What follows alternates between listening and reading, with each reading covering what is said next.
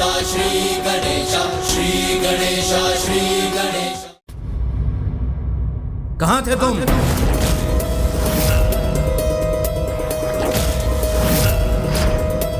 अपने भय पर नियंत्रण पाना सीखो। तुम फिर खेल रहे थे क्या? नहीं नहीं पिताजी, खेलने ही रहा था मैं। मेरा विश्वास कीजिए, आज मैंने बहुत अच्छा काम किया है। आप सुनेंगे तो प्रतिदिन करने के लिए कहेंगे। आज पता है मैंने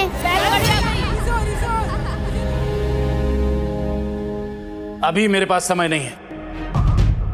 राजभवन से लौटूंगा तब तुम्हारे अच्छे कार्य के बारे में सुनूंगा। राजभवन? हाँ, महाराज का बुलावा है। मुझे और तुम्हारी माँ, हम दोनों को जाना होगा। किंतु स्वामी, ये अकेले कैसे रहेगा?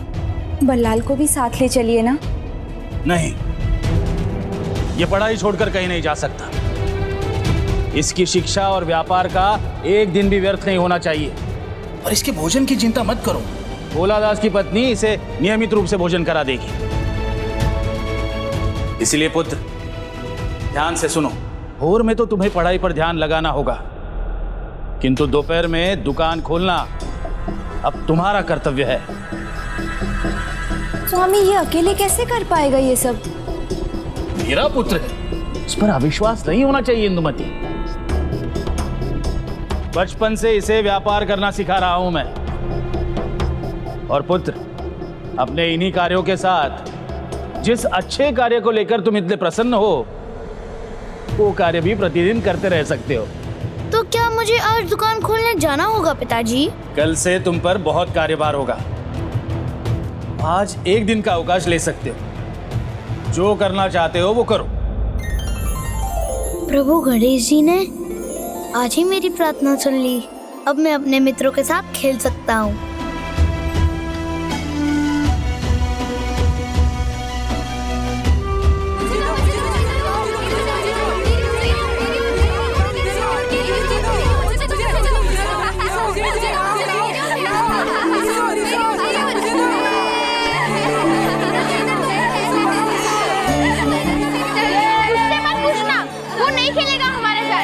उचित है तो हम लोग ही खेलते हैं। क्या हुआ, आज खेलने को नहीं कहोगे? जब ना ही सुनना है तो पूछने का क्या लाभ? तो ठीक है, आज ना नहीं कहूँगा। अब कहो। ठीक है, तुम खेल तो लोगे, किंतु तुम्हारे पिताजी को किसी ने बता दिया तो? नहीं, कुछ नहीं होगा। आज उन्होंने अनुमति दी है, मैं जो चाहूँ वो कर सकता हूँ।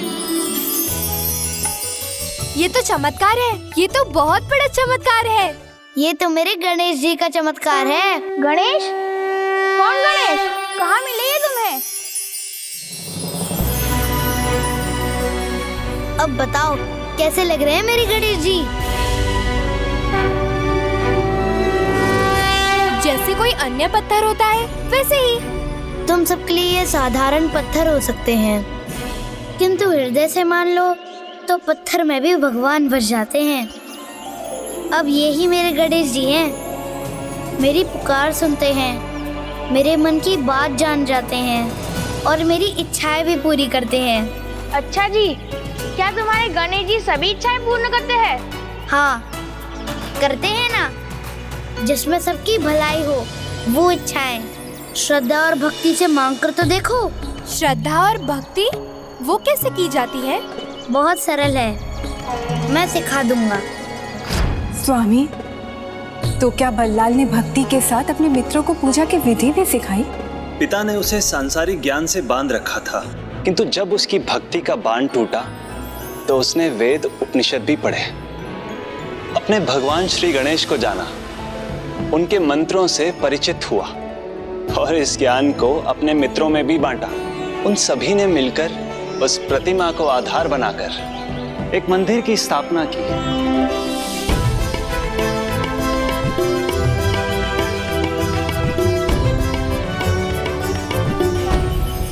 ओम गणपते नमः। नमस्ते गणपते, त्वमेव प्रत्यक्षं तत्त्वमसि। धीरे धीरे गुरुकुल में छात्र कम होने लगे और बल्लाल के मंदिर में बालकों की भीड़ बढ़ने लगी। केवलं हर्तासि त्वमेव सर्वं खल्विन्दं ब्रह्मासि।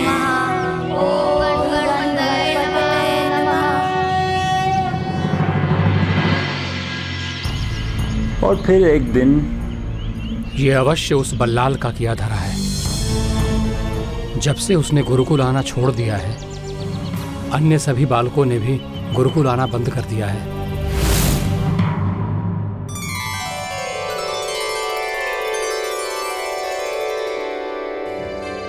देखा प्रिय, हमारे पुत्र ने घर कितना व्यवस्थित रखा है। मैंने कहा था हमें उस पर विश्वास करना चाहिए। और मुझे ज्ञात है दुकान को भी इतनी भली भांति संभाला होगा उसने। अच्छा हुआ कल्याण भैया जो तुम आ गए। अब सामान के लिए इधर उधर नहीं दौड़ना पड़ेगा। अब आ गए हो तो दुकान तो खुलेगी ही ना तुम्हारी।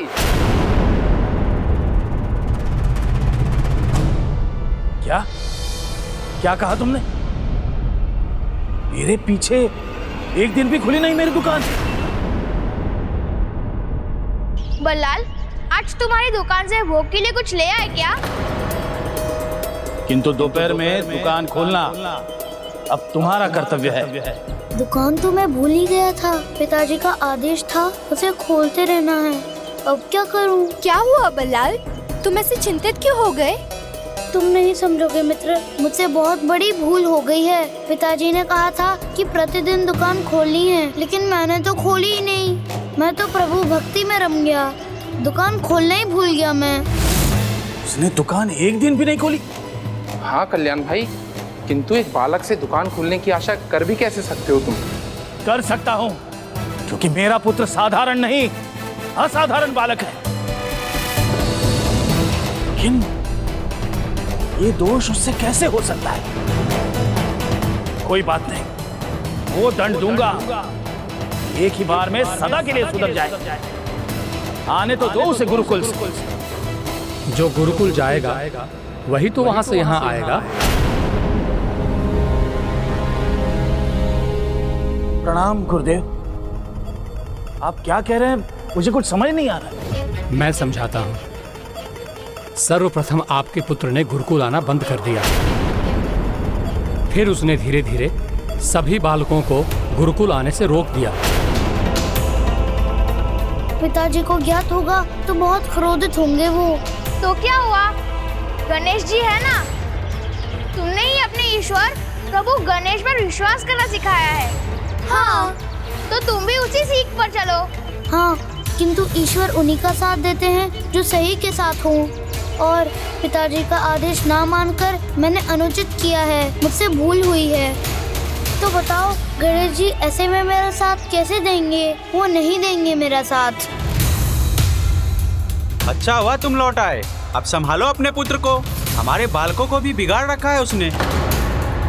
पता नहीं क्या सिखाया उसने हमारे बालकों को जो गुरुकुल छोड़कर चले गए। ऐसा थोड़ी ना होता है। संभालो अपने बालकों को।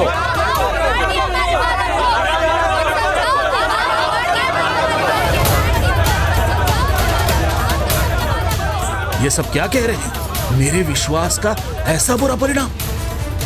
अरे उसे खेलना है तो दिन भर खेले, परंतु हमारे पुत्र को क्यों बिगाड़ता है? ये तो जैसे मेरा बुरा स्वप्न सत्य हो रहा है। ये कैसे संभव हुआ?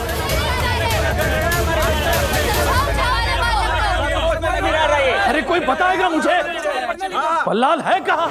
और कहाँ होगा? गुरुकुल के मार्ग पर अपने साथियों के साथ मिलकर उसने जो मंदिर बनाया है वहीं होगा अपनी टोली के साथ।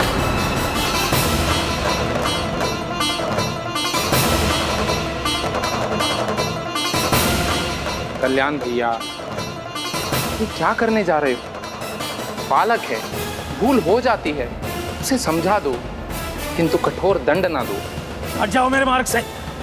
कल्याण भैया, कल्याण भैया, कल्याण भैया। तुम में से भोला सा मुख बनाकर क्षमा मांग लेना। वो तुम्हारे पिता हैं, उन्हें दया आ जाएगी और वो तुम्हें क्षमा कर देंगे। हाँ, और तब भी ना माने तो उन्हें ये मंदिर दिखा देना। ये देखकर वो प्रसन्न हो जाएंगे और उनका क्रोध छूमंतर हो जाएगा। हाँ, ये उचित है। मैं उन्हें यही ले आऊंगा। उन्हें दिखाऊंगा कि मैं प्रभु की प्रतिमा कैसे लेकर आया। फिर तुम सभी की सहायता से कैसे इसे स्थापित किया और कुछ ही दिनों में प्रभु गणेश के बारे में कैसे सब कुछ पढ़ लिया और तुम्हें भी सारे मंत्र सिखाए। तब तो पिताजी को मानना होगा ना?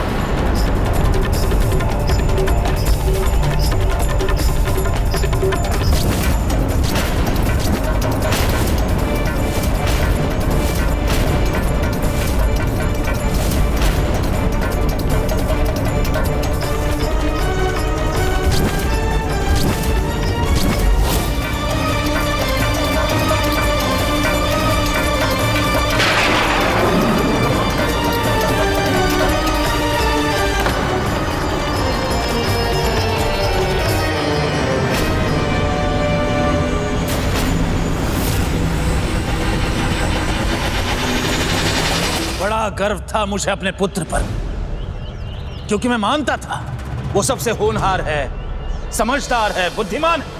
किंतु तुमने तो मेरे गर्व को मिट्टी में मिला दिया। स्वयं तो बिगड़ ही गए, दूसरे बालकों को भी बिगाड़ दिया। स्वामी, आप क्रोधित हैं, आप उसे कुछ मत कहिए, मुझे समझाने दीजिए बल्लाल को। नहीं, आज मेरे और इसके बीच कोई नहीं आएगा। उसका परिणाम चाहे कुछ भी हो, चाहे ये अचेत भी हो जाए। यदि जो तुम कर रहे हो उसमें तुम्हें पूर्ण विश्वास है तो तुम कभी ऐसी उलझन में पड़ोगे ही नहीं, और कभी पड़ भी गए तो स्वयं उससे निकलने का मार्ग ढूंढ लोगे। पिताजी, आज मुझे पहली बार भय नहीं लग रहा है, क्योंकि मुझे विश्वास है जो मैंने किया वो बुरा नहीं है, ये अच्छा कार्य है। और आपने ही तो कहा था यदि मैं कुछ अच्छा करता हूँ तो मैं उसे करते रह सकता हूँ। हाँ, कहा था, और ये भी कहा था पढ़ाई करना, समय पर दुकान खोलना, और तुमने क्या किया? अपना सारा समय इसमें व्यर्थ कर दिया। पिताजी, जो समय मैंने ईश्वर की भक्ति में बिताया वो व्यर्थ कैसे हो सकता है? व्यर्थ ही किया है। जिस आयु में शिक्षा और व्यापार सीखना चाहिए, उस आयु में भक्ति का राग अलाप रहे हो तुम। मूर्खता है ये। पिताजी, यदि ये मूर्खता है तो जो आप करने को कहते हैं उसमें भला क्या समझदारी है? समझदारी है, शिक्षा से व्यापार सीखोगे, व्यापार में सफल होगे तो बड़े व्यापारी बनोगे, समृद्ध रहोगे, वो सुखी जीवन होगा तुम्हारा। हाँ पिताजी, सुख तो आवश्यक है, किंतु आप भौतिक वस्तु में सुख ढूंढते हैं, मैं तो प्रभु की भक्ति में ही सुख पाता हूँ। बस इतना ही अंतर है आपके सुख में और मेरे सुख में। बालक हो तुम, ना समझो। तुम्हें ज्ञात नहीं तुम्हें जीवन में क्या चाहिए। किंतु आप ही तो कहते थे मैं अपनी आयु के दूसरे बालकों से अधिक समझदार हूँ, तो मेरी समझ तो मुझे ईश्वर की भक्ति की ओर भेज रही है, व्यापार की ओर नहीं। मैं कुछ दिन अकेला क्या छोड़ दिया? तुम्हारी जीवा इतनी लंबी हो गई कि अपने पिता को उत्तर दे रहे हो। बड़े हो गए हो, पर इतने नहीं कि अपना भला बुरा समझ पाओ। इसीलिए इस साधारण से पत्थर के पीछे अपना समय व्यर्थ कर रहे हो। मुझे जो कहना है कह लीजिए पिताजी, लेकिन मेरे ईश्वर का अपमान मत कीजिए, ये मेरे ईश्वर हैं। जो प्रतिमा मंदिर में स्थापित होती है हम उसे भगवान मानकर उनका सम्मान करते हैं। मार्ग में पड़े हुए किसी पत्थर को उठाकर उसे भगवान नहीं मान लेते। किंतु भगवान तो कण-कण में है, तो इस पत्थर में भी है। कैसे विश्वास करूं? क्या प्रमाण है? इस पत्थर में भी भगवान, पत्थर में भी भगवान, पत्थर में भी भगवान, पत्थर में भी भगवान, पत्थर में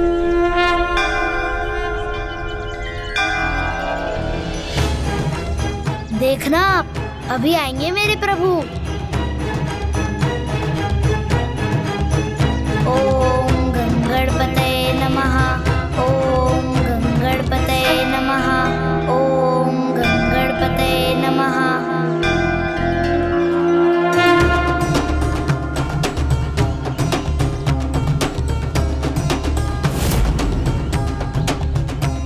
क्या हुआ? तुम्हारी प्रार्थना सुनी नहीं तुम्हारे भगवान ने?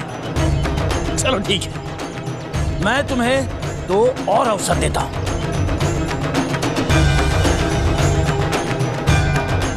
हे प्रभु, हे मेरे गणेश जी, आइए ना, यहाँ सभी को दर्शन देकर सभी को अपने होने का आभास कराने की कृपा कीजिए, अन्यथा कोई मेरी बात का विश्वास नहीं करेगा।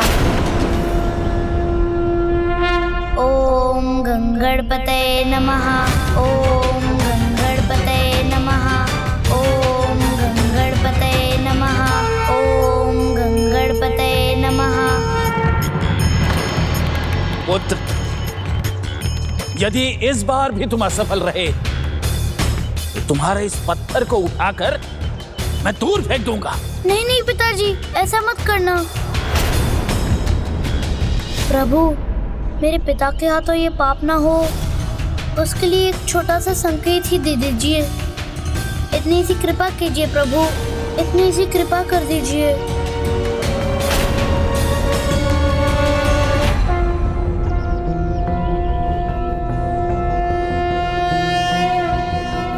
महोदर इति ख्यातो ज्ञान ब्रह्म प्रकाशकः मोहसुरस्य शत्रुर्वै आखुवाहनगः स्मृतः। ॐ गजाननं भूतां गणाधिसेवितं कपित्थजम्बूफलचारुभक्षणम् उमासुतं शोकविनाशकारकं नमामि विघ्नेश्वरपादपङ्कजम्।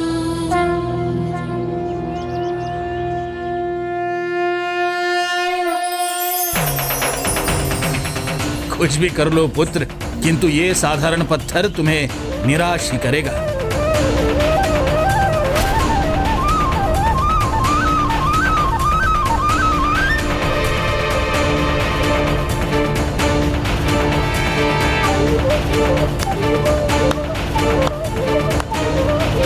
तुमने स्तुति की, बहुत अच्छा गान किया, इसकी मैं सराहना करता हूं, किंतु जो समय तुमने व्यर्थ किया है अब उसका परिणाम भी देख लो।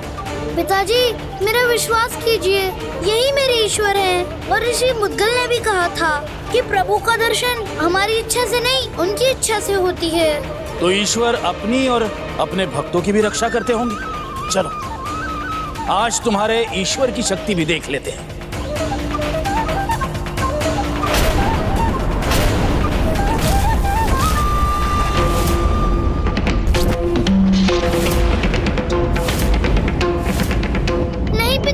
ऐसा मत कीजिए, यही मेरे ईश्वर है। नहीं पिताजी, ऐसा मत कीजिए। नहीं पिताजी, नहीं पिताजी।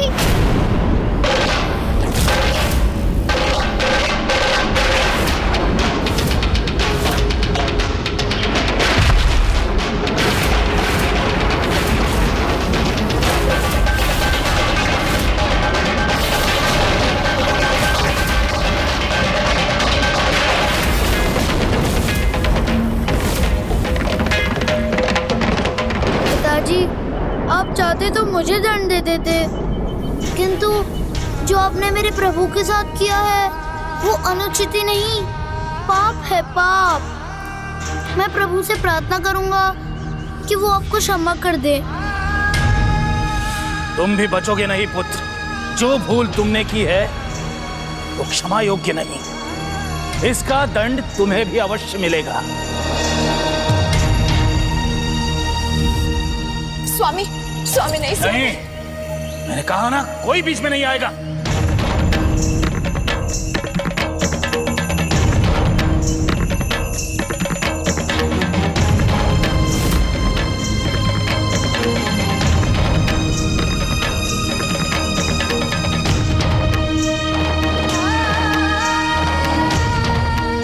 कोई इसकी सहायता नहीं करेगा। 4 दिनों तक भूखा प्यासा पेड़ से बंधा रहेगा, तब सत्य का ज्ञान होगा इसे। निकलो, निकलो यहां से।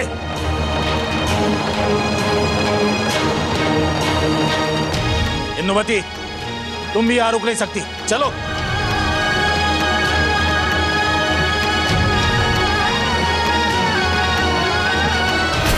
भक्ति भाव से प्रभावित होकर ईश्वर भी भक्त से प्रेम करने पर विवश हो जाते हैं। उन्हें अपने भक्त का कष्ट अपना ही कष्ट लगता है। और फिर ऐसा ही हुआ।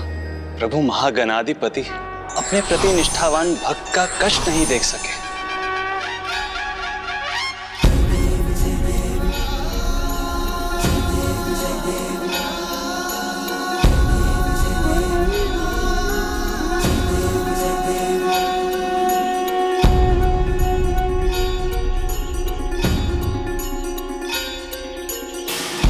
अब आए हैं, जब बुलाया था तब क्यों नहीं आए?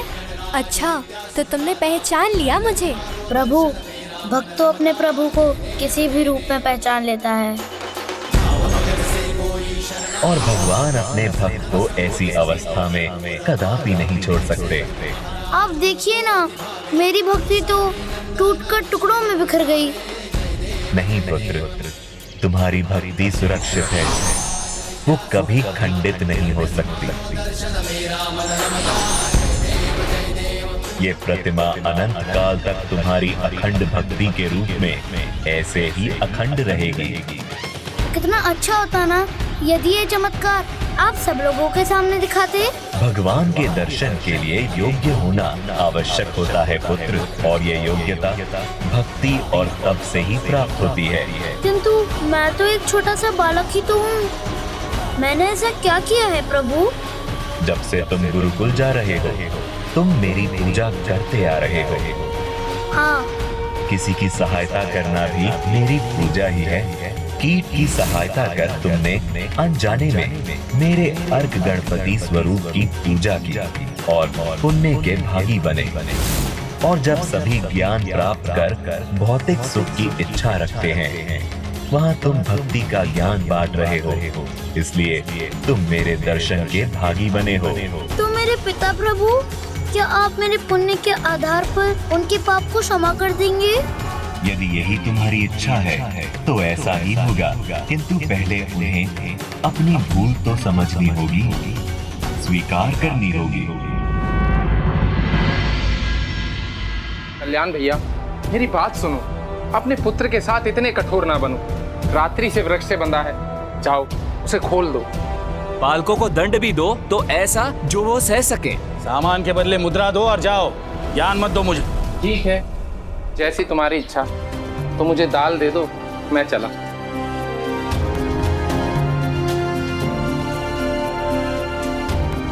तुम्हारा ध्यान कहाँ है कल्याण भैया? मैंने दाल मांगी है, चावल नहीं। दाल ही तो है। चावल है, चावल। ध्यान से देखो। अपनी दृष्टि का उपचार कराओ भोलादास, दाल ही तो है ये। उपचार तुम अपनी दृष्टि का करवाओ कल्याण भैया। सामने चावल है और तुम उसे दाल बोल रहे हो। ये दाल ही दिया है ना। लो, अब चूड़ा को उड़द और उड़द को चूड़ा मत बोल देना। तुम लोग खेल खेल रहे हो मेरे साथ। ये उड़द है और ये चूड़ा है। तुम्हें हुआ क्या है कल्याण भैया? सब उल्टा सीधा कर रहे हो। लगता है तुम हम सभी के साथ खेल खेल रहे हो। हाँ भाई, इतना समय नहीं है हमारे पास। कल्याण भैया, अगर देना है तो दो, नहीं देना है तो मत दो, हम कहीं और से ले लेंगे।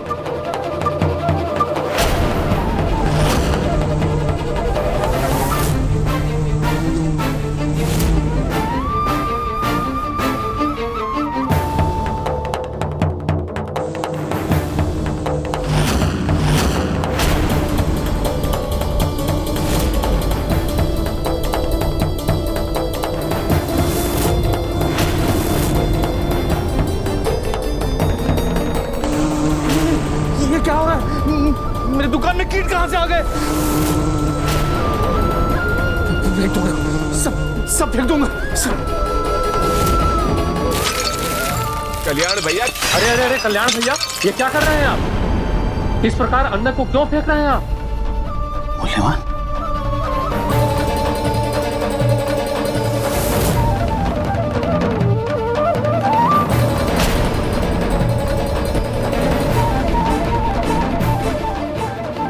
ये तो सही कह रहे हैं। मैं इस सब सामान को क्यों फेंक रहा, किंतु अभी तो मुझे इनमें कीट दिखाई दे रहे थे। भाई, जब समझ चूक जाती है ना तो ऐसा ही होता है। अपने मणि जैसे पुत्र को तुमने वृक्ष से बांध रखा है, सभी अच्छे सामान को ऐसे फेंक रहे हो। हाँ, यहाँ चूड़ा को उड़द बनाकर बेच रहे हैं और वहाँ संत जैसे अपने पुत्र को व्यापारी बनाना चाहते हैं। ये तो बहुत बड़ी भूल हो गई मुझसे। उसकी भक्ति को तुच्छ समझा मैंने। सराहना के स्थान पर दंड दिया।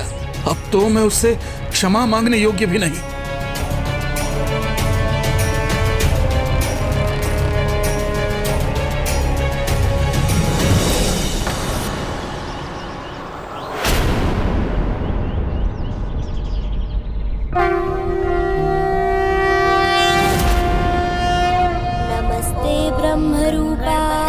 विष्णुरूपाय ते नमः। नमस्ते रुद्ररूपाय करिरूपाय ते नमः। विश्वरूप स्वरूपाय नमस्ते। ब्रह्मचारिणे भक्तप्रियाय देवाय नमस्तुभ्यं विनायक। ओम सिद्धि बुद्धि सहिताय नमः। महागणपतये नमः। ओम गणपतये नमः। हमारे प्रभु ने स्वयं तुम्हारी रक्षा की। अब बस तुम मुझे क्षमा कर दो। मुझसे बहुत बड़ी भूल हो गई पुत्र, बहुत बड़ी भूल।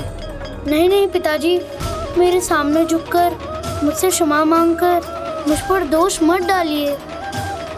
क्षमा मांगनी है तो प्रभु से मांगिए। देखिए, उनकी कृपा से प्रतिमा ने नवीन स्वरूप ले लिया। मुझसे पाप हुआ है प्रभु, मैं क्षमा का नहीं दंड का अधिकारी हूँ। मुझे दंड दीजिए प्रभु, मुझे दंड दीजिए।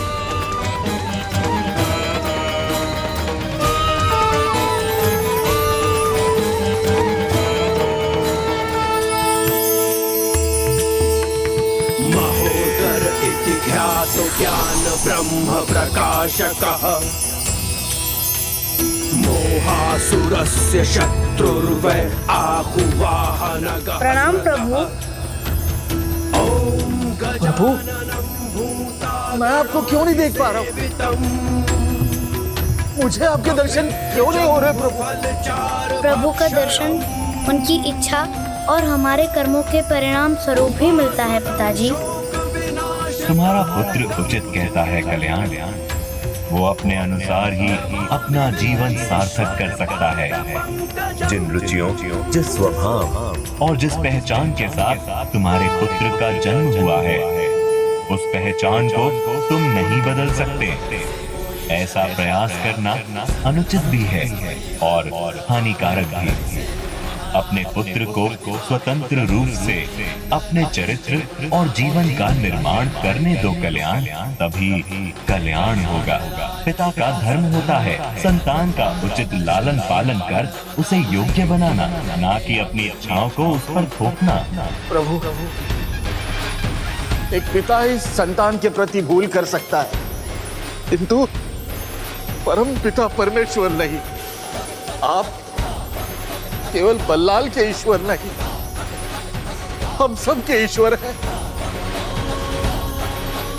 मैं तुम्हारे पुत्र से बहुत प्रसन्न हूँ, उसे वरदान देना चाहता हूँ। कहो बल्लाल, क्या चाहते हो तुम पुत्र? मेरी तो बस एक ही इच्छा है प्रभु, पूरे जगत में सभी मुझे आपके भक्त के रूप में जाने और मुझे आप मिल जाए। तथास्तु पुत्र। धन्यवाद प्रभु। इस मंदिर में जहाँ मेरी प्रतिमा खंडित होकर पुनः स्थापित हुई, वो भक्त बल्लाल की भक्ति की स्वरूप बनेगी और अनंत काल तक बल्लाल के ईश्वर बल्लालेश्वर की पूजा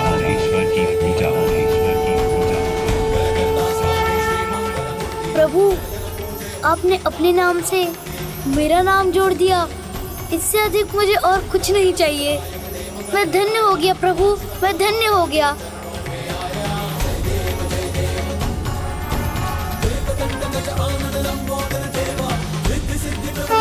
प्रभु बल्लालेश्वर गणपति की जय। प्रभु बल्लालेश्वर गणपति की जय। प्रभु बल्लालेश्वर गणपति की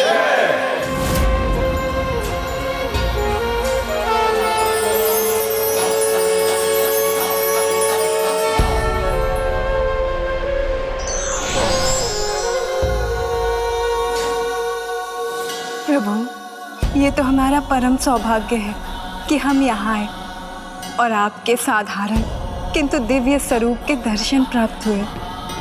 मैं यहाँ सदैव अपने भक्त बल्लाल की भक्ति का स्वरूप बनकर साधारण रूप में स्थापित हूँ, जिससे सभी को ये ज्ञात हो कि मैं अपने भक्तों से अभिन्न हूँ। यहाँ जो भी मेरी पूजा करेगा उसकी इच्छा अवश्य पूर्ण होगी, आपकी भी।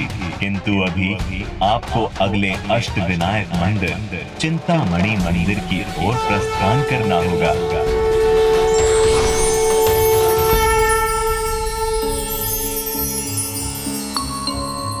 स्वामी, स्नेह और दुलार से माता पिता संतान का जीवन संवारते हैं या उसे बिगाड़ते हैं? जिस प्रकार हृदय से भोजन पकाने पर भोजन में प्रेम और सकारात्मकता और बुद्धि से पकाने पर भोजन में स्वाद का संतुलन बना रहता है, ठीक उसी प्रकार संतान को स्नेह और दुलार हृदय से और उसका पालन पोषण बुद्धि से करना चाहिए। जीवन में संतुलन अनिवार्य है और यही हम चिंतामणि श्री गणपति की कथा से सीखने जा रहे हैं।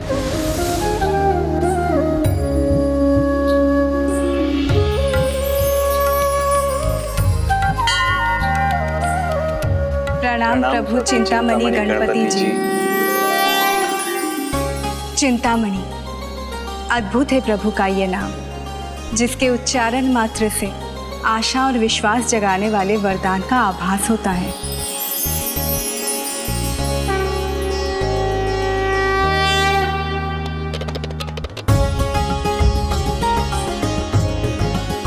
आपके मन का प्रश्न मुझे ज्ञात है और उसका उत्तर आपको। अब फिर से पहेली मत बुझाइए स्वामी, बता भी दीजिए। प्रभु गणेश के लिए सिंदूर का क्या महत्व है, इससे आप भली भांति परिचित हैं। ऋषिवर, आपने जिस प्रकार मेरे चरणों में सिंदूर समर्पित किया, मैं उससे अत्यंत प्रभावित हुआ हूँ और सिंदूर मुझे अत्यंत प्रिय हो गया है।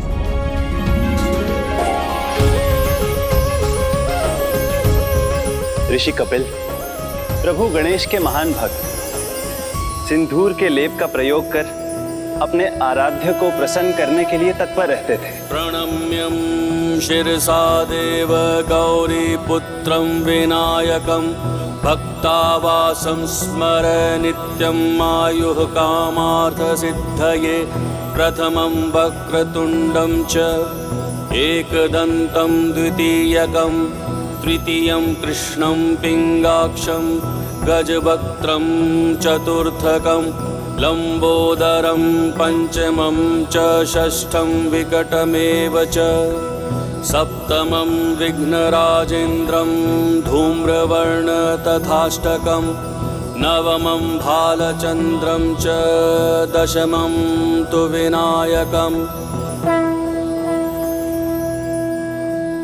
भक्त कपिल का प्रणाम स्वीकार कीजिए प्रभु।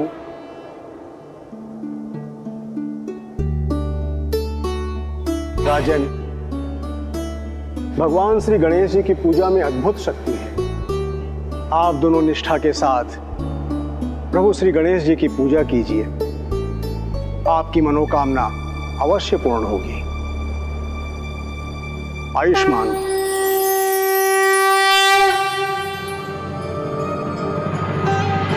और इस प्रकार ऋषि कपिल से प्रेरित होकर महाराजा अभिजीत और महारानी गुणवती भी गणेश जी की भक्ति में लीन हो गए।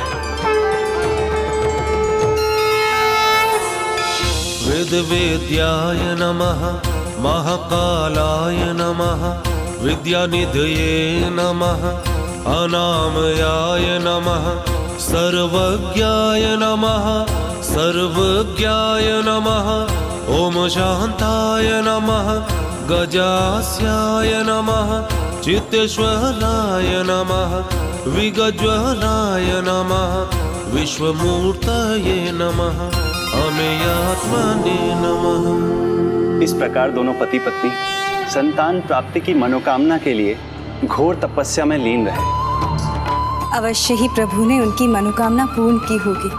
हाँ देवी, वर्षों तक अटूट भक्ति में लीन रहने के फलस्वरूप उन्हें पुत्र की प्राप्ति हुई। जिसका नाम उन्होंने रखा कर्ण। हे प्रभु,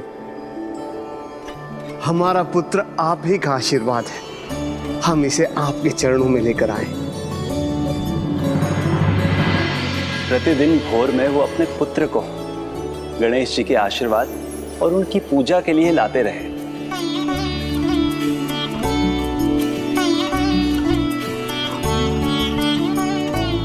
और देखते ही देखते वो शिशु की आयु बढ़ने लगी और वो बालक बन गया।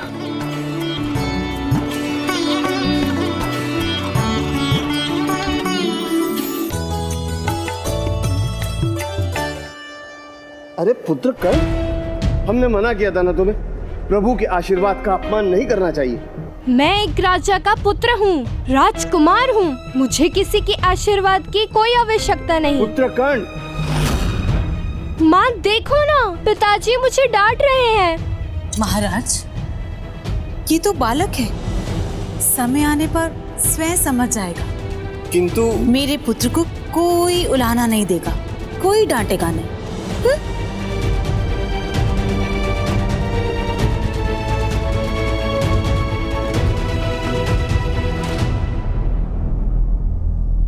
पुत्र,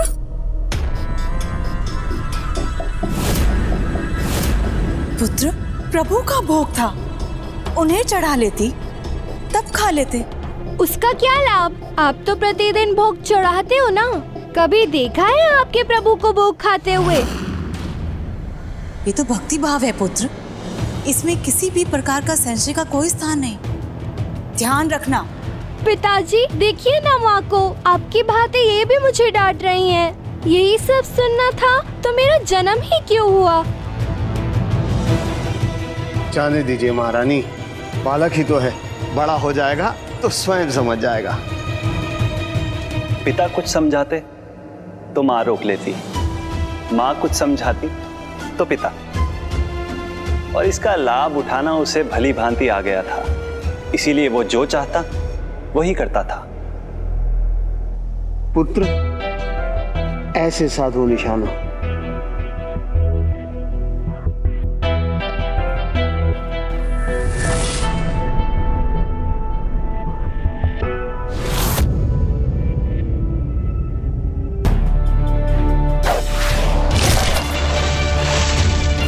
देखा पिताजी, मैंने अपने बाण से कैसे इसका मटका फोड़ दिया। कोई बात नहीं, बालक ही तो है, बड़ा हो जाएगा तो स्वयं समझ जाएगा।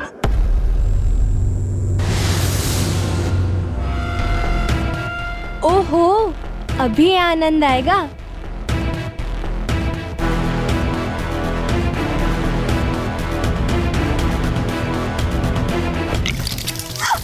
आनंद आ गया, आनंद आ गया, आनंद आ गया, आनंद आ गया, बहुत आनंद आ गया।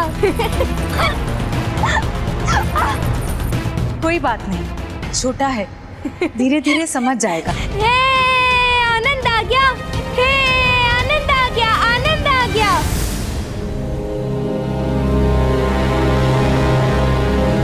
आप दोनों कुछ भूल नहीं रहे?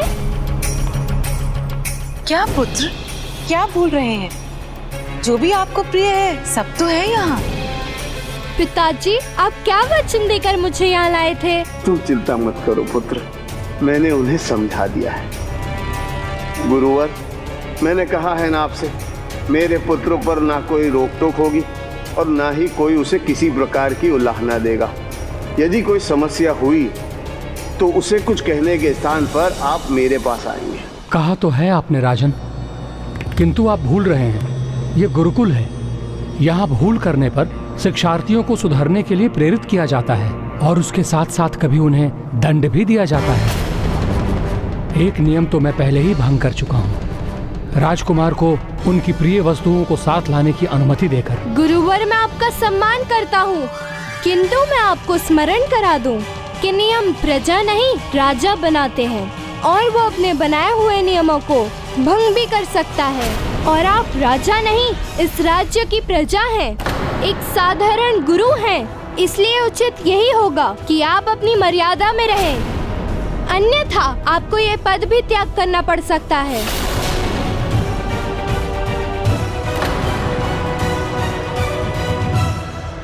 देखा महाराज, कितने अधिकार से राजाओं की भांति बात करता है मेरा पुत्र। एक और दोनों माता पिता ने अपने पुत्र प्रेम में अपनी आंखों पर पट्टी बांध ली थी। उन्हें अपने पुत्र में केवल गुण ही दिखते थे, और दूसरी ओर गुरु विवश थे। उन्हें अपने राजा की आज्ञा का पालन किसी भी परिस्थिति में करना ही था, और उनका पुत्र कुछ सीखने के स्थान पर और उद्दंड बनता जा रहा था, किंतु उसके माता पिता को यह ज्ञात ही नहीं था।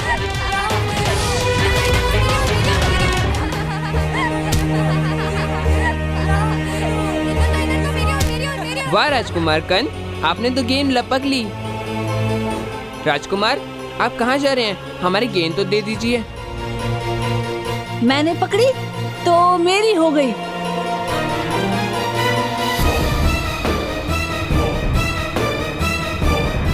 सभी विद्यार्थी चारों वेदों का नाम लिखिए।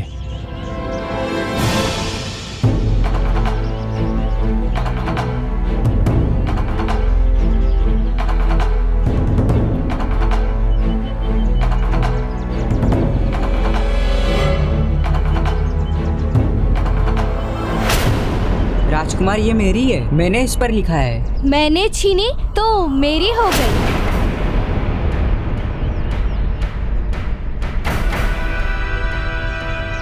जिसके अभिभावक को ही अपनी संतान को योग्य बनाने की चिंता नहीं, जिस विद्यार्थी के हृदय में गुरु के लिए आदर नहीं, उस बालक को कुछ भी कहना व्यर्थ है।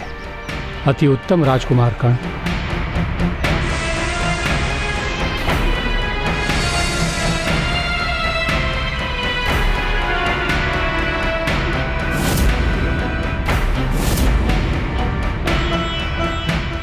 मैं इसे भूमि पर नहीं सोऊंगा। ओ, गुरुदेव के पास तो ये खटिया है। गुरुजी गिर गए, गुरुजी गिर गए, गुरुजी गिर गए। अब मैं इस पर विश्राम करूंगा। राजकुमार कर्ण, ये शिष्यों के लिए नहीं है। हाँ जानता हूँ, पर अब ये मेरे पास है तो मेरी है।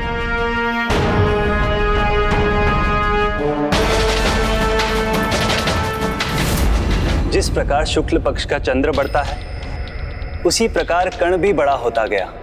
चंद्रमा तो बड़ा होकर अपने प्रकाश से धरती को प्रकाशित करता है, किंतु कर्ण उसके विपरीत अपने बढ़ते दुर्व्यवहार से सभी को चिंतित और दुखी कर रहा था।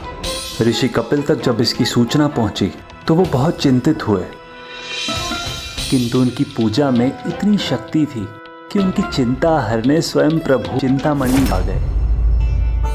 प्रभु, भक्त आपसे वरदान पाकर अपने वरदान का सदुपयोग करना भूल जाते हैं, अपने दायित्व को भुला देते हैं।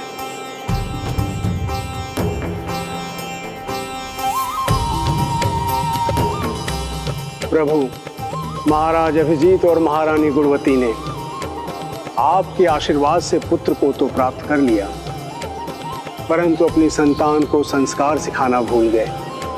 जो माता अपनी संतान को शिक्षा न दे सके, वह माता नहीं, उसकी शत्रु है। जो पिता अपनी संतान को उसका कर्तव्य न सिखा सके, तो उसका बैरी है।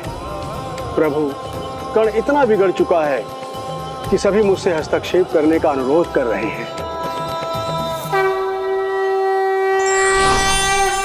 हस्तक्षेप तो आपको करना ही होगा ऋषिवर।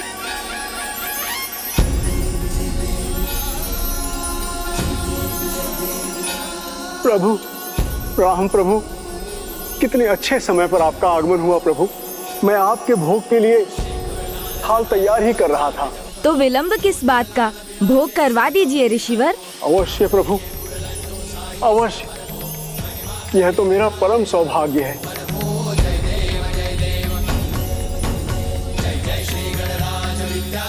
लीजिए प्रभु। ऋषिवर मेरी भक्ति में इतने खो गए कि छिलके और फल का भेद ही भूल गए।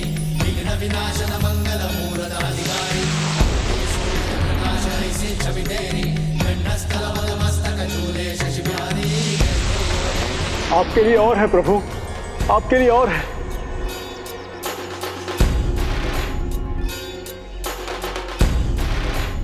ये मैंने क्या कर दिया प्रभु? आपको फल के स्थान पर छिलका खिला दिया और वो छिलका अपने आनंद के साथ ग्रहण कर लिया प्रभु। भक्ति भाव से भक्त जो देते हैं वो मैं अवश्य स्वीकार करता हूँ। धन्य है प्रभु आप, धन्य है। अपने भक्त के प्रति आपकी यह दया भावना अद्भुत, आपकी लीला अद्भुत है प्रभु, आपकी लीला अद्भुत। अवश्य, और मेरी अगली लीला में आपका भी अत्यंत महत्वपूर्ण भाग है। राजकुमार कर्ण को लेकर आपकी चिंता इसी आश्रम में दूर होगी। आपके हस्तक्षेप से न केवल उसके माता पिता अपनी भूल समझेंगे, अपितु स्वयं राजकुमार कर्ण भी दूसरों की वस्तुओं पर अपना अधिकार जताने की बुरी लत को छोड़ देगा।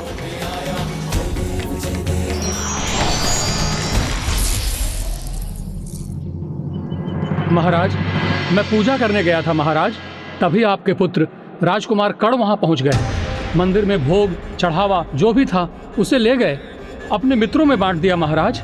मैं और मेरा परिवार उसी पर निर्भर हैं। अब मैं क्या करूं?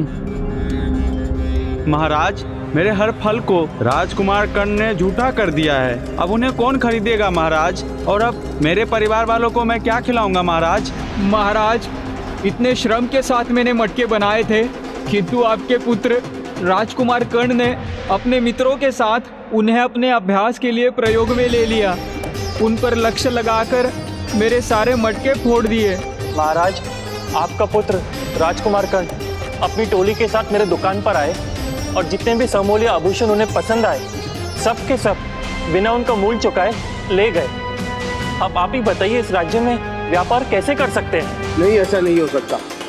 अभी गुरुकुल में उसकी शिक्षा संपन्न होने में समय शेष है। वैसे भी वो हमारा पुत्र है, वो राजकुमार है, उसे भला किस बात की कमी है? सब कुछ है उसके पास। ये राज्य और ये राजभवन सब उसी का तो है। तभी तो आपका पुत्र अपने राजभवन लौट आया। और वैसे भी एक होने वाले राजा की शिक्षा उस गुरुकुल में कहाँ हो सकती है? वो तो राजभवन में ही संभव है।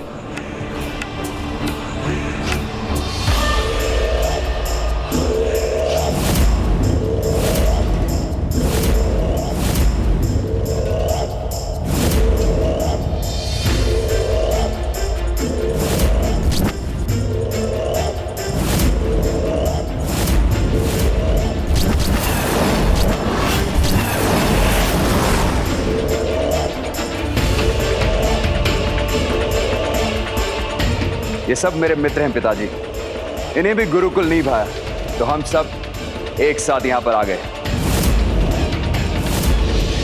अब मैं इन्हें सिखाऊंगा और जब मैं राजा बनूंगा तो ये होंगे मेरे सेनापति।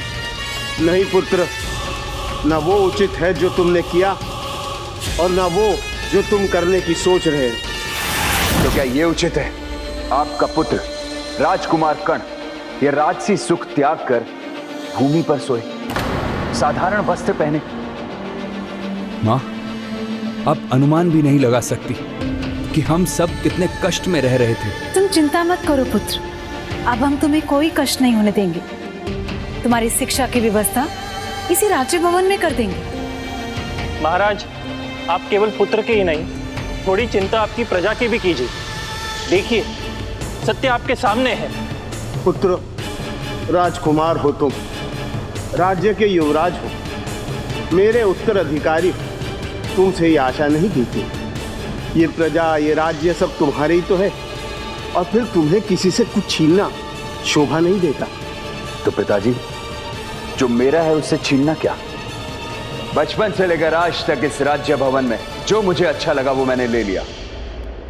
यही मेरा स्वभाव है और आप तो इस बात को भली भांति जानते हैं। और यदि मैंने कुछ छीन भी लिया तो क्या हो गया पिताजी?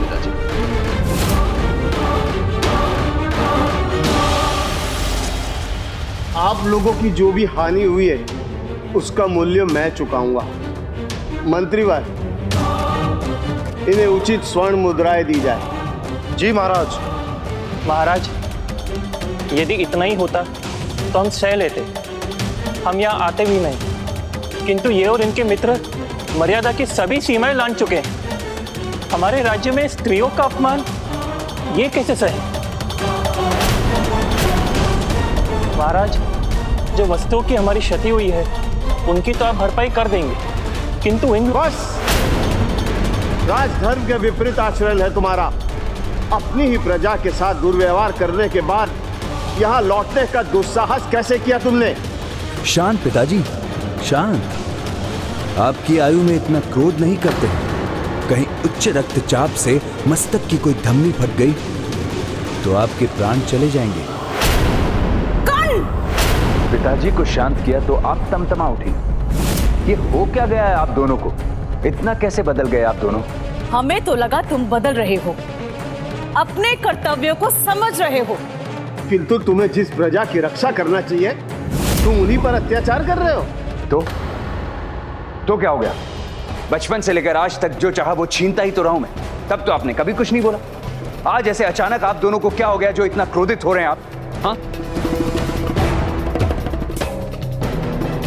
गलत था तो पहले भी गलत रहा होगा ना। पहले हो या अब, गलत और सही तो नहीं बदल जाता ना। और अब तो ये मेरे व्यवहार में रच बस गया है। मुझे तो यही सही लगता है। बचपन में हर माता पिता अपनी संतान से लाड़ दुलार करते, उसे खेलने कूदने का अवसर प्रदान करते, थोड़ी उद्दंडता भी सहन कर लेते, परंतु इसका अर्थ ये थोड़ी है कि वो अपना स्वभाव ही बना ले। अब तुम बड़े हो गए हो, शीघ्र ही अपने राज्य का दायित्व संभालोगे।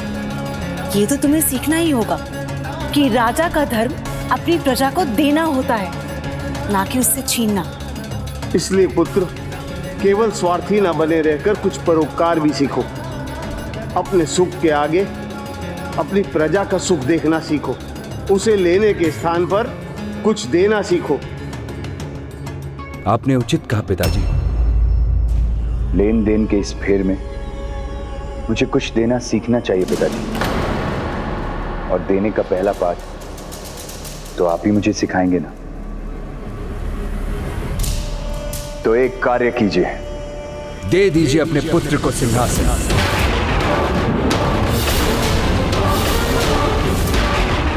जो कल देंगे वो आज दे दीजिए। इतना विचार मत करिए पिताजी। त्याग दीजिए अपने इस राज मुकुट को और मुझे त्याग करना सिखा दीजिए। नहीं ना, ऐसा नहीं कर सकते ना? कठिन होता है ना राजपाट को त्याग देना। तो अच्छी बात है, आप मुझे देने की सीख नहीं दे सकते, किंतु अब मैं आपको सिखाऊंगा कि किसी से छीना कैसे जाता है।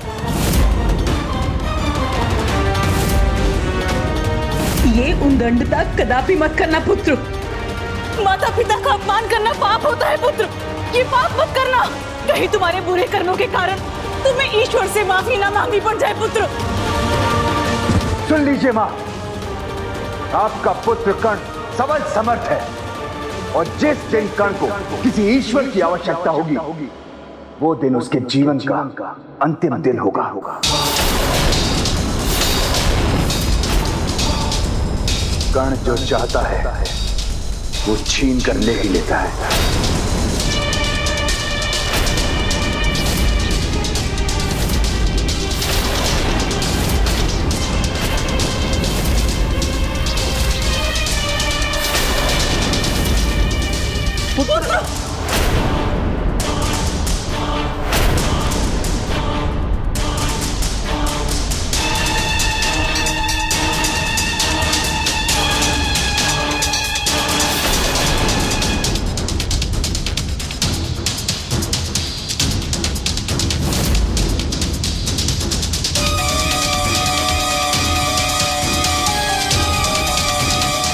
देखा पिताजी, आपका मुकुट ले लिया ना मैंने।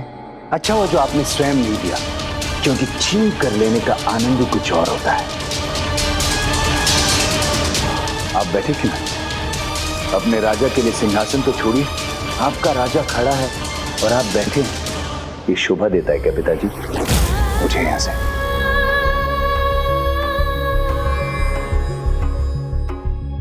नहीं नहीं, ये कैसा दिन देखने के विवश हैं हम।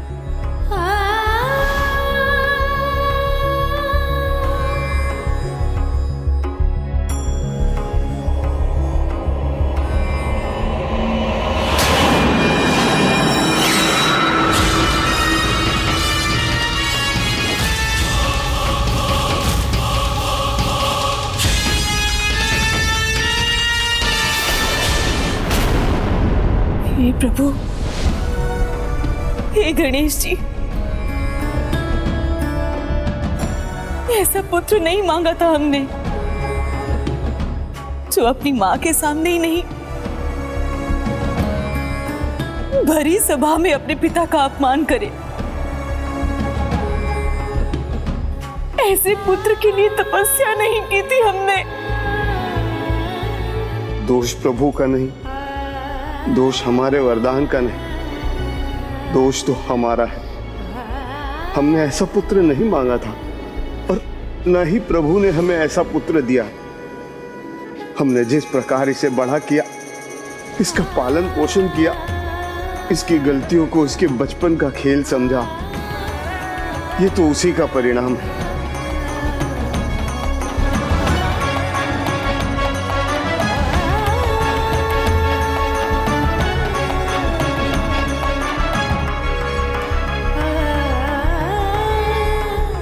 जो भूल हमसे हुई है उसका दंड सारी प्रजाजन को मिले, ये मैं सह नहीं सकूंगा।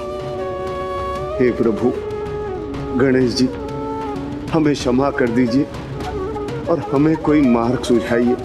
चिंता मत कीजिए पिताजी, आपने अपना भविष्य स्वयं नियत किया है। पूजा पाठ और भक्ति में आपकी रुचि इस राजपाट से कहीं अधिक है, तो आपके लिए ये राजभवन से अधिक उचित स्थान है आश्रम।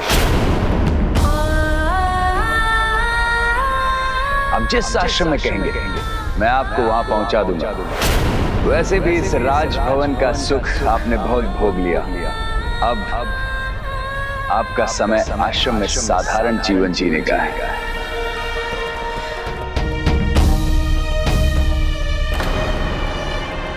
प्राण देने वाली वायु, जीवन देने वाला जल और ऊर्जा देने वाला भोजन तन और मन के पोषण के लिए आवश्यक है, किंतु आवश्यकता से अधिक लेने पर ये सभी भी प्राणघातक बन जाते हैं। अति सर्वत्र वर्जते। ठीक उसी प्रकार बल्लाल की कथा में अति अनुशासन बल्लाल का बाधक बना। वही कर्ण की कथा में अति स्वतंत्रता के कारण कर्ण ने उद्दंडता की सभी सीमाएं लांघ दी। जिस पुत्र को इतने दुलार से पाला, वही पुत्र अब महाराज और महारानी को कपिल के आश्रम में भेजने को आतुर था, किंतु जो होता है और जो हो रहा था, ये तो प्रभु गणेश की ही लीला है और ये स्वयं कर्ण को भी ज्ञात नहीं था।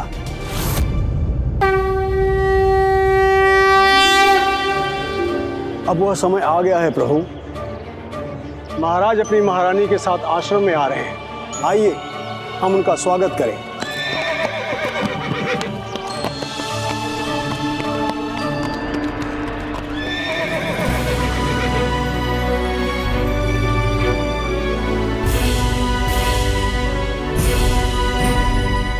हमारे आश्रम में आपका स्वागत है। ऋषिवर, आपकी दृष्टि से चूक हो गई, अन्यथा आपको ज्ञात होता कि महाराज अब पिताजी नहीं, मैं हूं। संभव है यह समाचार अब तक आप तक नहीं पहुंचा होगा।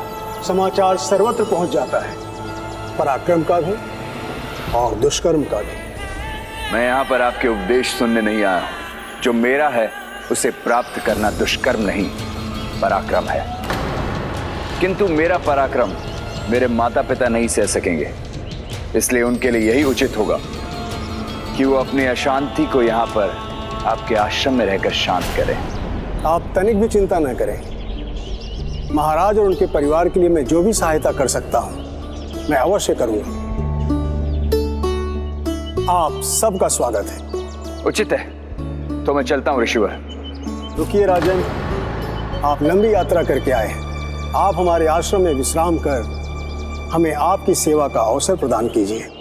ऋषिवर, आश्रम की ये जो दरिद्रता है ये मुझे नहीं भाती।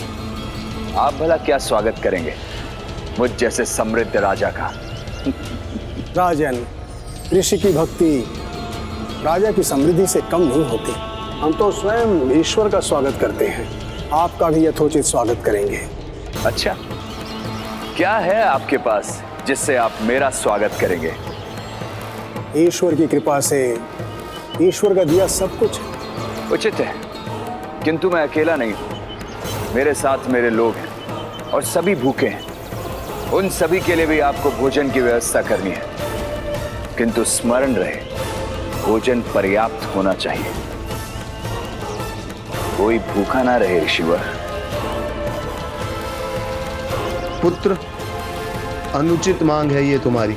आप तनिक भी चिंता न करें, यह तो मेरे लिए कुछ भी नहीं है। मैं अवश्य भोजन करवाऊंगा आपको और आपके लोगों को। अच्छे से विचार कर लीजिए ऋषिवर, यदि आप ऐसा करने में असमर्थ रहे तो ये आपका आश्रम मेरा हो जाएगा। स्वीकार है राजन, आप निश्चिंत रहिए, आप सबका हमारे आश्रम में स्वागत है।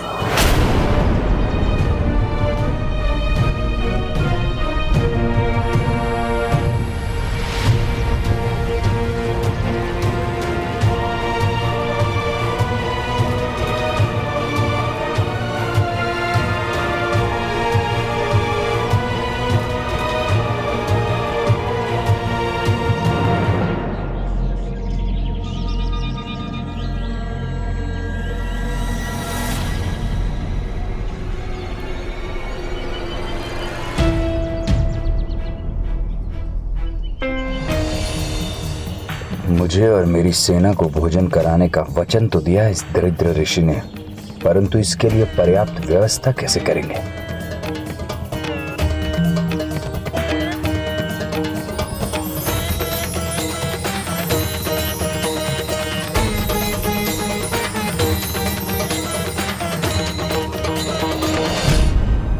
हे प्रभु, हमारे आश्रम में उपस्थित सभी जनों के लिए पर्याप्त भोजन और आसन उपलब्ध करवाने की कृपा कीजिए।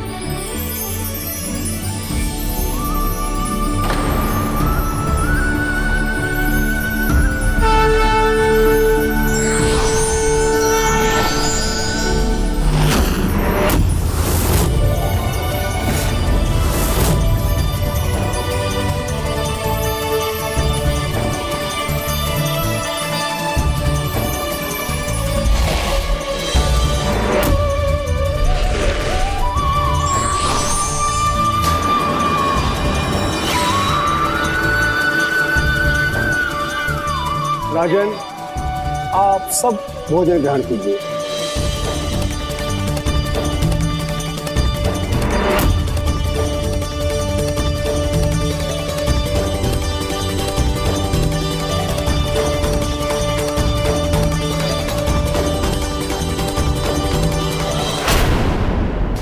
दरिद्र ऋषि ने तो सभी सैनिकों को भोजन करा दिया।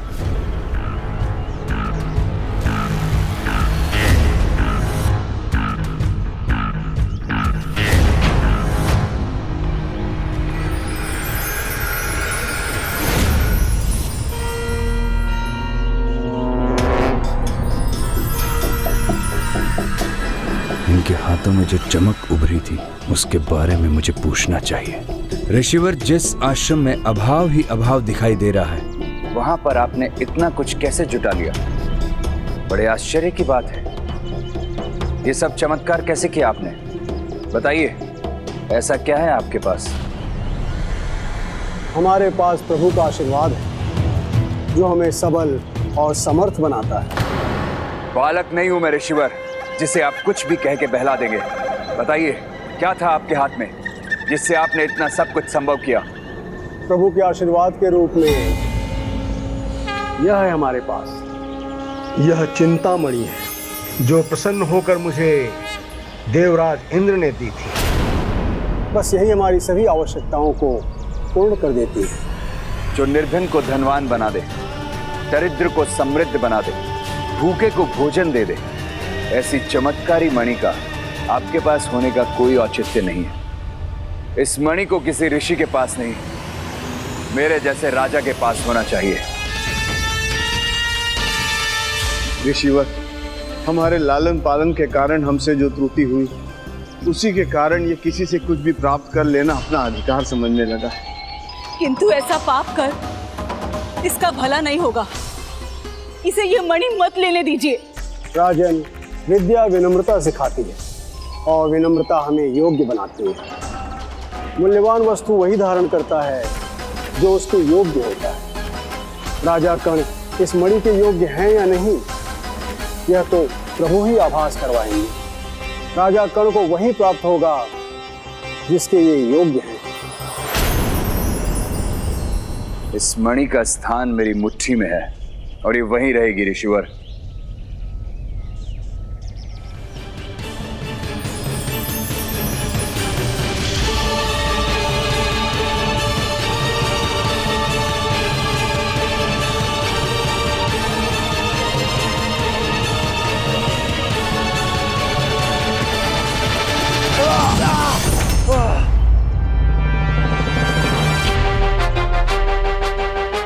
जो दूसरे का हो उसे अपना मानना ये उचित नहीं है पुत्र। ये हमने तुम्हें पहले नहीं समझाया। ये हमारी गलती थी, पर तुम इस गलती को सुधार लो। अपने दोषपूर्ण व्यवहार को त्याग दो पुत्र। नहीं माँ, कर्ण जो चाहता है उसे पाता है। ऐसा करने से मुझे कोई नहीं रोक सकता।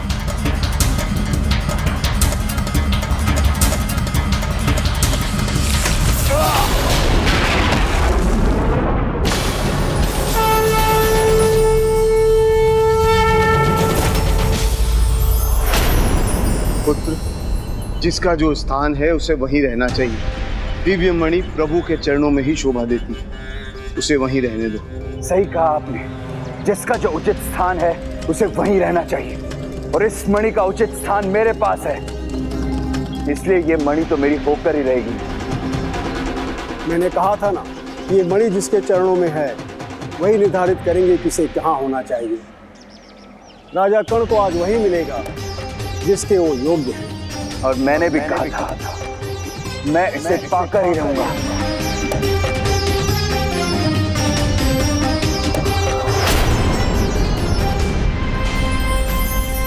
तो ये देखिए सभी, ये देखिए, ये देखिए, ये मणि मेरे हाथों में है और मैं इसे लेकर जा रहा हूं।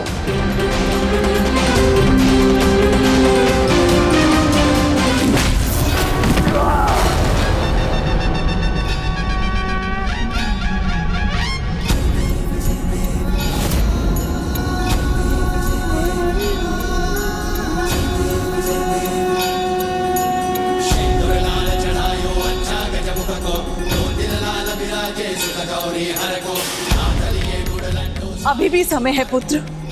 प्रभु का कोप बढ़े उससे पहले उनसे क्षमा मांग लो।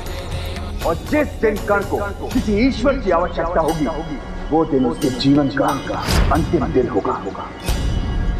नहीं, ईश्वर भी आ जाए तो भी कर्ण अपने निर्णय से नहीं पीछे हटेगा।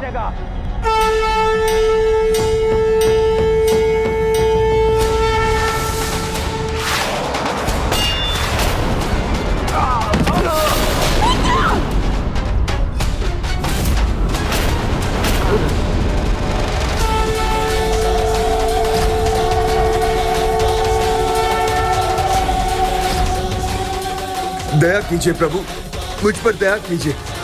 मैं आपसे क्षमा मांगता हूँ प्रभु, मैं आपसे दया की भीख मांगता हूँ, मुझे क्षमा कर दीजिए प्रभु।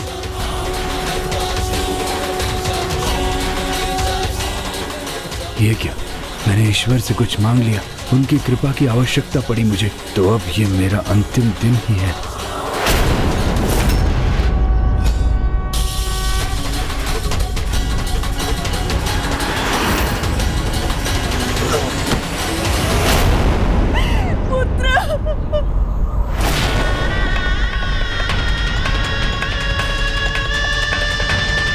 हे प्रभु, हमारा पुत्र हमें दिया कि आपका आशीर्वाद हो, इसी आशीर्वाद का मान न रख सके, उसे बड़ा करने में हमारी गलती थी। उसका चरित्र, उसका व्यवहार हमारा दोष था। इसका दंड हमें दीजिए, किंतु आपका दिया हुआ आशीर्वाद हमसे वापस मत लीजिए।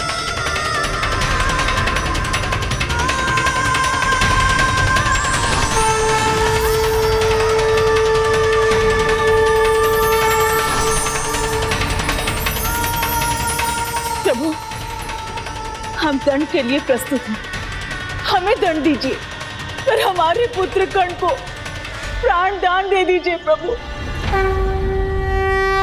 आपका दोष, आपकी भूल कैसे हुई माँ पिताजी?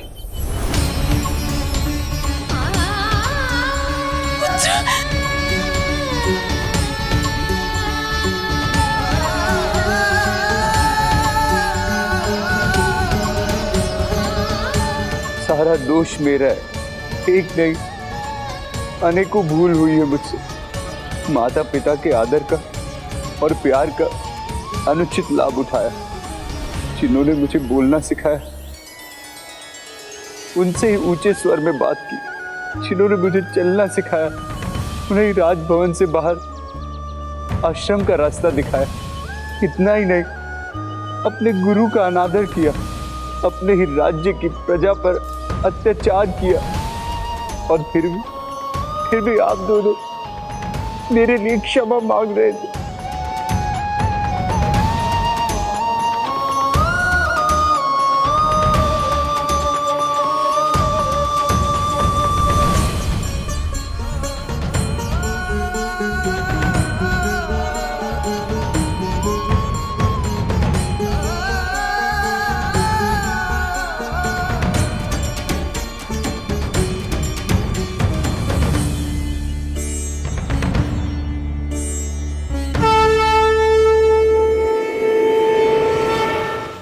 प्रभु, ना ही मैं इस मुकुट के योग्य हूं और ना ही इस चिंतामणि के, और ना ही इस जीवन के जो आपने मुझे दिया। भूल स्वीकार करने की शक्ति और उसे सुधारने की इच्छा हो तो व्यक्ति भूल से भी बहुत कुछ सीखता है, और जो भी ऐसा करते हैं उनका पश्चाताप की ओर ये प्रथम पग है। पश्चाताप करने वाले ही क्षमा के अधिकारी होते हैं। इसलिए मैं तुम्हारे सभी पापों और भूलों को क्षमा करता हूँ। सदा स्मरण रखना, कर्ण राजा प्रजा का स्वामी नहीं सेवक होता है। उसका कर्तव्य प्रजा से लेना नहीं, उसे देना है। प्रत्येक माता पिता का कर्तव्य है अपनी संतान का उचित लालन पालन। ना अधिक बंधन, ना अधिक स्वतंत्रता, दोनों में संतुलन आवश्यक है। और संतान का धर्म है उसका पालन, क्योंकि जो धर्म का पालन करता है धर्म उसकी रक्षा करता है। प्रभु, आपने समय पर आकर चिंतामणि की रक्षा की, इसके लिए आपको कोटि कोटि धन्यवाद। प्रभु, इस चिंतामणि की दिव्यता के स्रोत आप हैं। वास्तविकता में इस संसार के चिंतामणि आप हैं। मेरी चिंता के साथ साथ महाराज और महारानी की अपने पुत्र के प्रति जो चिंता थी, उसे भी आपने हर लिया। मेरे साथ साथ सबके मन में राजा कर्ण के शासन के प्रति जो चिंता थी, उसे भी आपने दूर कर दी। अब तो मात्र एक ही मनोकामना है कि यहाँ इस स्थान पर आपके भव्य मंदिर का निर्माण हो। यहाँ आकर भक्त अपनी चिंता से मुक्त हो जाए। हे ऋषिवर, आप जैसे महान भक्त की इच्छा मैं कदापि नहीं टाल सकता। मैं आशीर्वाद देता हूँ, आप मेरी जिस प्रतिमा की आराधना करते हैं उसमें मेरा अंश सदा स्थापित रहेगा। और आपकी इच्छा अनुसार यहाँ मेरी पूजा चिंतामणि गणेश के रूप में होगी, जहाँ सच्चे मन से मेरी पूजा करने वालों की चिंताएं दूर होंगी। और यहाँ इस पावन कुंड में स्नान करने वाले सभी भक्त न केवल अपने विकारों से मुक्त होंगे, अपितु वो असाध्य रोगों से भी मुक्ति पालेंगे। आपकी महिमा अपरंपार, धन्य हो गए। गणेश पूजन कर्म यन्यूनमधिकं कृतं तेन सर्वेण सर्व आत्मा प्रसन्नस्तु सदा। तो तभी से ये मंदिर चिंतामणि गणेश मंदिर के नाम से विख्यात है। हाँ प्रिय, चिंतामणि मंदिर की गणना प्रभु गणेश के सर्वाधिक प्रिय सभी अष्ट विनायकों में तब हुई जब उनका एक और भक्त यहाँ आया, और वो थे भक्त रुक्मान। ओम गण गणपते नमः। ओम गण गणपते नमः। गणपते त्वमेव प्रत्यक्षं तत्त्वमसि, त्वमेव केवलं कर्तासि, त्वमेव सर्वं खल्विन्दं ब्रह्मासि। रुक्मान के माता पिता ने अपना कर्तव्य भली भांति निभाया था। उन्होंने कभी रुक्मान को बंधन में नहीं बांधा, किंतु उन्हें उचित संस्कार दिए, जिससे रुक्मान ने कभी अपनी मर्यादा को नहीं लांघा। और हाँ, उनके पिता ने उन्हें एक शिक्षा मूल मंत्र के समान दी थी। कौन सी शिक्षा स्वामी? वही जो प्रभु चिंतामणि गणेश ने राजकुमार कर्ण और उनके माता पिता को सिखाया था। जो धर्म का पालन करता है, धर्म उसकी रक्षा करता है।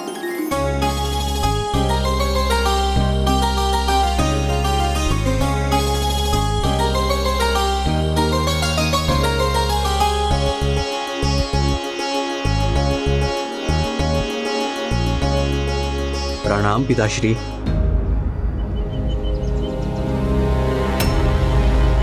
क्या बात है पिताश्री, आप इतनी चिंता में क्यों हैं?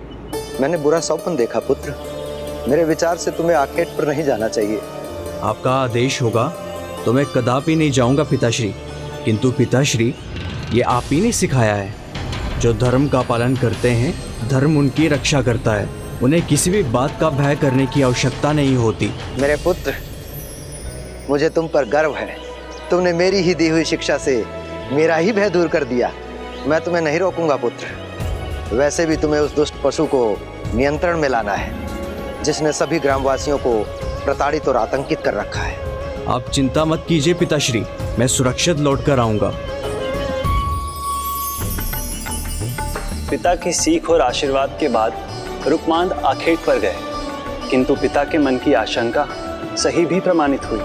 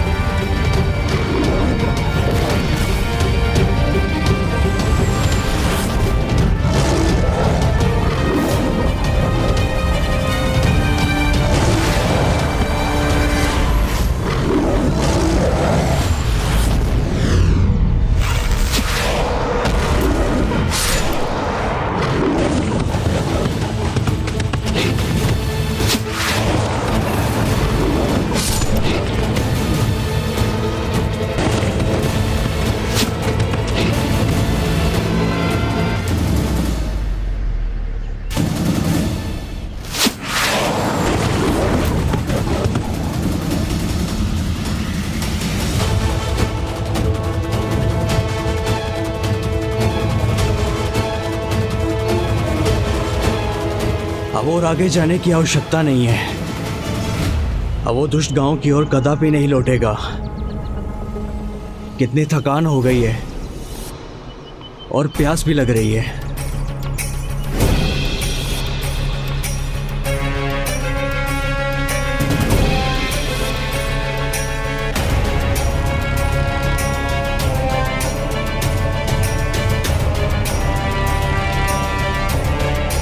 इस आश्रम में मुझे प्यास बुझाने के लिए जल तो मिल ही जाएगा।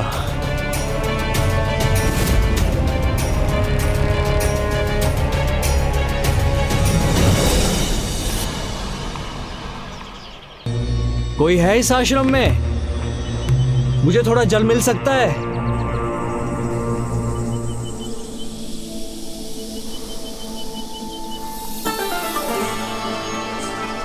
क्या मुझे कोई थोड़ा जल दे सकता है?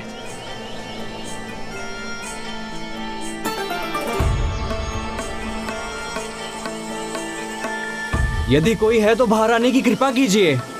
मुझे मेरी प्यास बुझाने के लिए थोड़ा जल देने की कृपा कीजिए।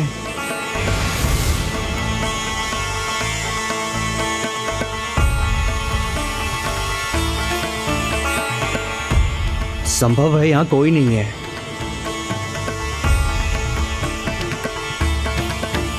रुकिए, आपको जल चाहिए था ना?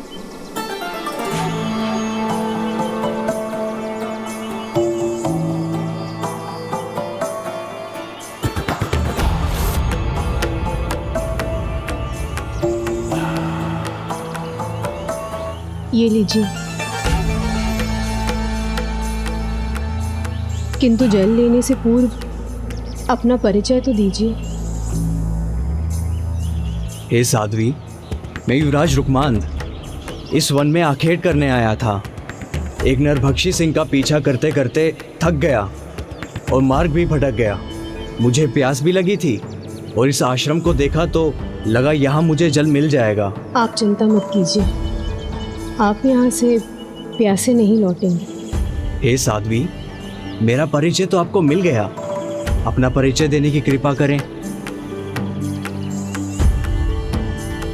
मेरा नाम मुकुंदा है।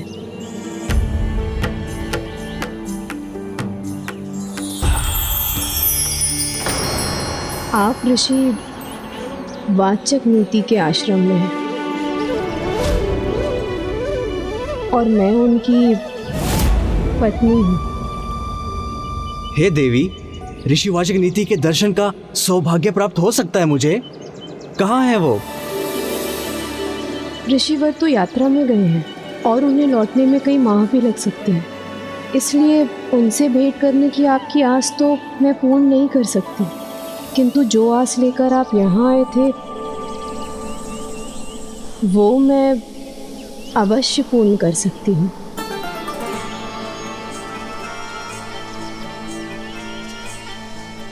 सर्वप्रथम इस जल से आप अपनी प्यास बुझाइए।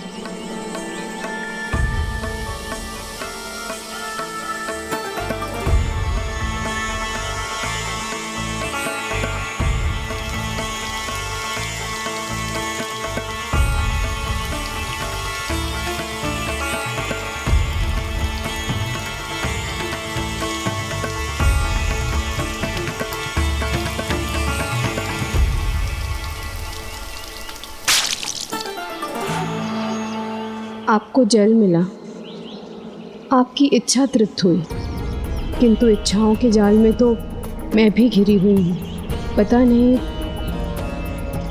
मैं कब तृप्त होंगी।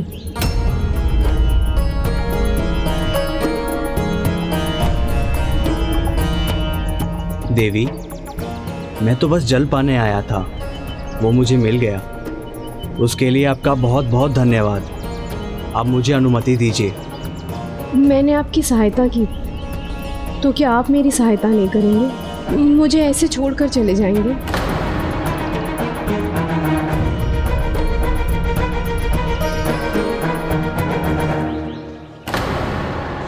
युवराज रुकमांद, मुझे अस्वीकार कर इस प्रकार छोड़कर चले जाएंगे आप? मेरे सौंदर्य, मेरे मान को ठेस पहुंचाकर आप कैसे जा सकते हैं युवराज? कैसे राजपुत्र हैं आप?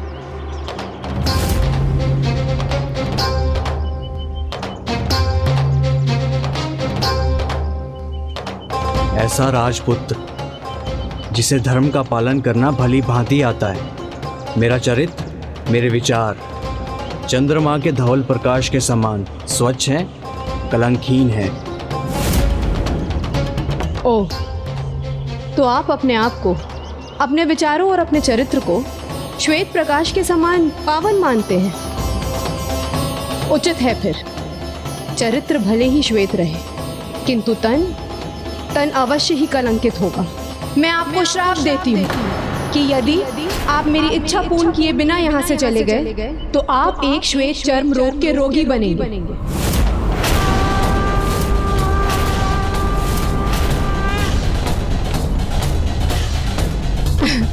बस रुक गए? चूर हो गया आपका साहस? मेरे श्राप से भयभीत हो गए ना?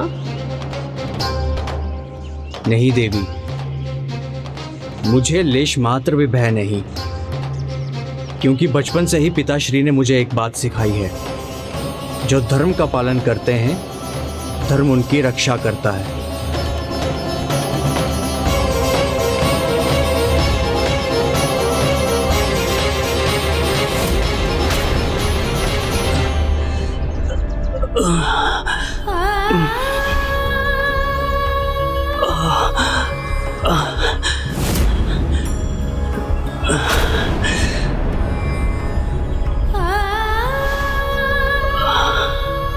मेरा शाप सार्थक हुआ।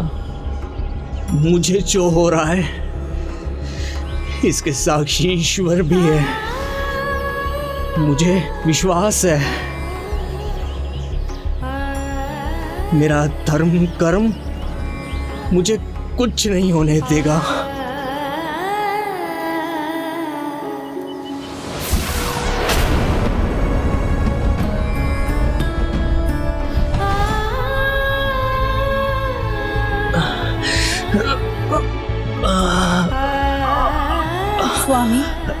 ये तो अन्याय हुआ रूपमांत के साथ। दंड उन्हें नहीं, देवी मुकुंदा को मिलना चाहिए था। ईश्वर जब भक्त को कठिनाई में डालते हैं तब उनकी परीक्षा होती है प्रिय। और रुकमान तो अपनी परीक्षा में खरे प्रमाणित हुए थे, गणेश जी की कृपा से, जिसका सुफल अब उन्हें मिलने वाला था।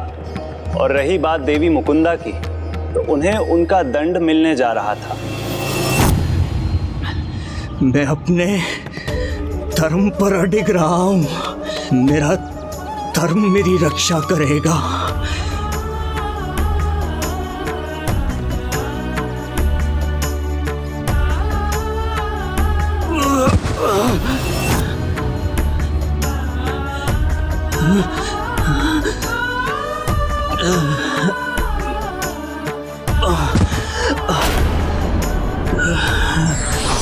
नारायण नारायण। इतने कष्ट भोगने के पश्चात भी आपको आपके धर्म पे विश्वास है?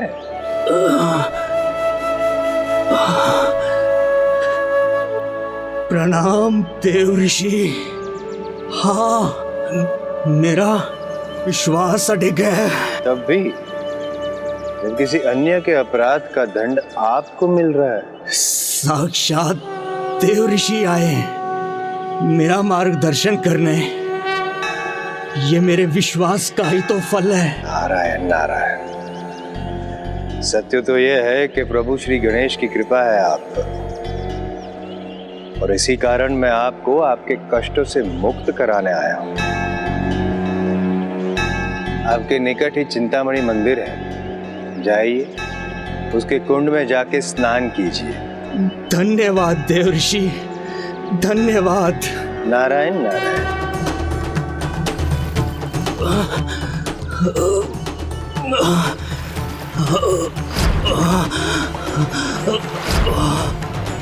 और तब उस अवस्था में चिंतामणि मंदिर की यात्रा कर, उस पावन कुंड में स्नान कर, रुकमान पर प्रभु की कृपा हुई और वो निरोग हो।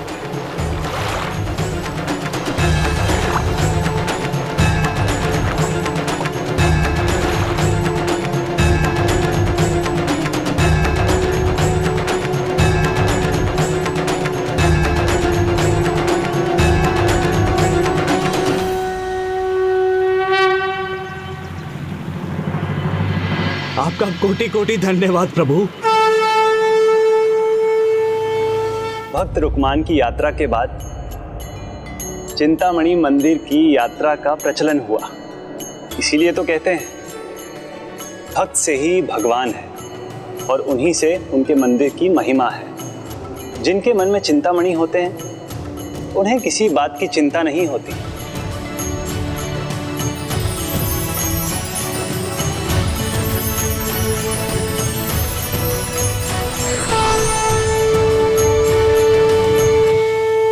आपने भी अर्ध यात्रा संपन्न कर ली है, इसलिए शीघ्र आपकी चिंता भी दूर होगी। हाँ प्रभु, हम भी शीघ्र आपके अष्टविनायक धामों की यात्रा पूर्ण करेंगे। आपकी यात्रा का अगला पड़ाव है वरद विनायक धाम।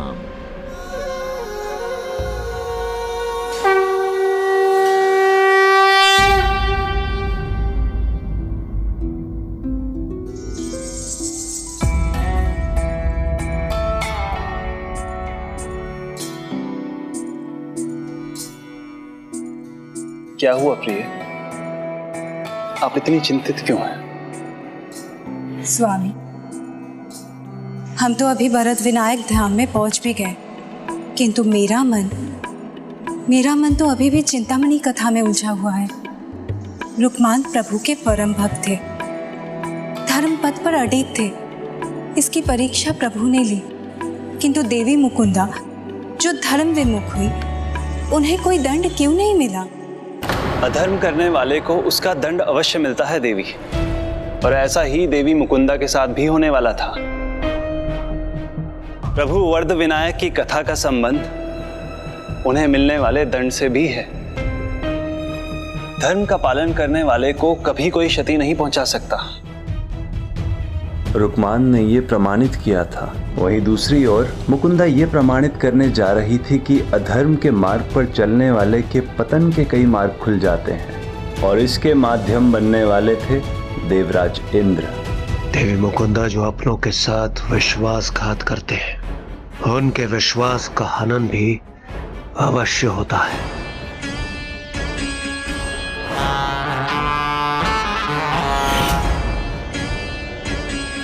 मेरे मान को आहत कर आपने उचित नहीं किया युवराज रुक्मान।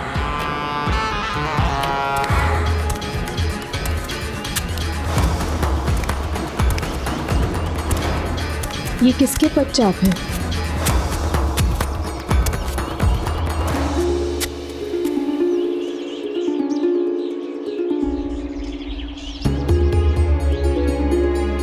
युवराज रुक्मान,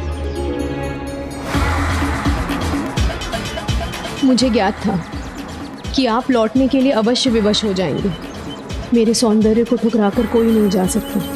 उचित कहा आपने देवी, और सौंदर्य की अवहेलना कोई नहीं कर सकता।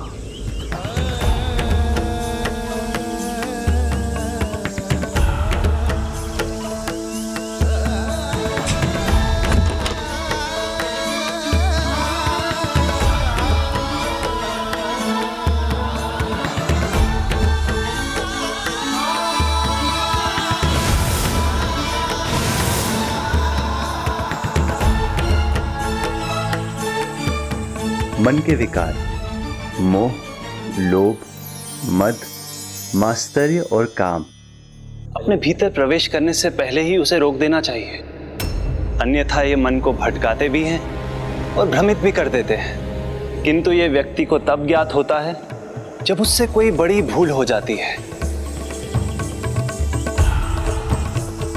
देवी, अब मुझे आज्ञा दें।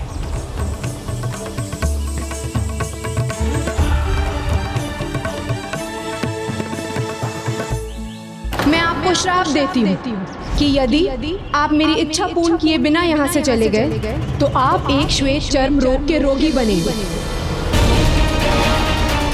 ये राजपुत्र नहीं, क्योंकि इनके तन पर तो चर्म रोग का लेश मात्र भी कोई चिन्ह नहीं। रुको! कौन हो तुम? अपना परिचय दो। यदि तुम राजपुत्र रुक्मांद हो तो मेरे श्राप से सुरक्षित कैसे हुए? सत्य तो ये है देवी कि मैं रुक्मांद नहीं।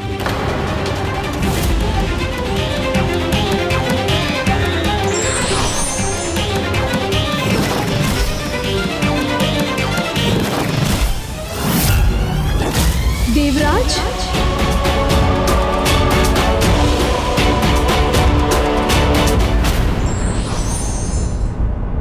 जो व्यक्ति धर्म के नियमों का पालन कर उसकी रक्षा करते हैं वे सदैव धर्म द्वारा रक्षित रहते हैं। विघ्नहर्ता श्री गणेश के अद्भुत शक्तियों से भरे वीडियोस देखने के लिए चैनल को सब्सक्राइब करना न भूलें और साथ ही बेल आइकॉन भी दबाएं।